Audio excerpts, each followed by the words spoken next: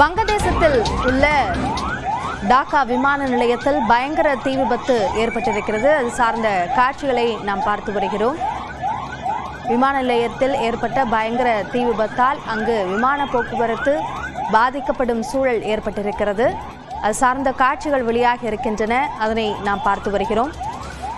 விமான நிலைய பகுதியில் தீ விபத்து ஏற்பட்டதன் காரணமாக அந்த விமான நிலையம் முழுவதுமாக கரும்புகை சூழ்ந்த வண்ணம் உள்ளது. இது குறித்த கூடுதல் விவரங்களை நம்முடைய செய்தியாளர் சுசித்ராவிடம் கேட்கலாம். சுசித்ரா, இந்த தீ விபத்து எப்படி ஏற்பட்டது? விமான போக்குவரத்து பாதிப்பிற்குள்ளாக இருக்கா? விவரங்களை பதிவு செய்யுங்க.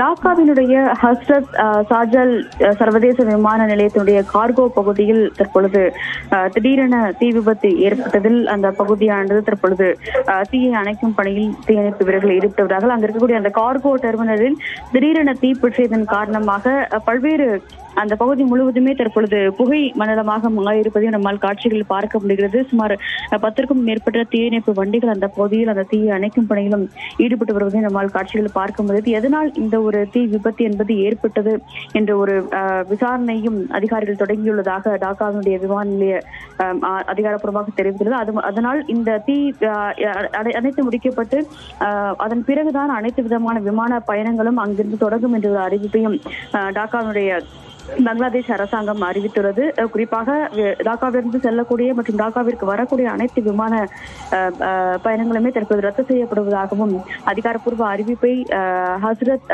ஷாஜல் சர்வதேச விமான நிலையத்தினுடைய அதிகாரிகள் அதிகாரப்பூர்வமாக தெரிவித்திருக்கிறார்கள். முதற்கட்டமாக அந்த தீயை அணைக்கும் பணியானது நடைபெற்று வருகிறது. எதனால் இந்த ஒரு தீ விபத்து என்பது கார்கோ டெர்மினலில் ஏற்பட்டது என்பது தொடர்பான விசாரணையும் அதிகாரிகள் தொடங்கியிருக்கிறார்கள்.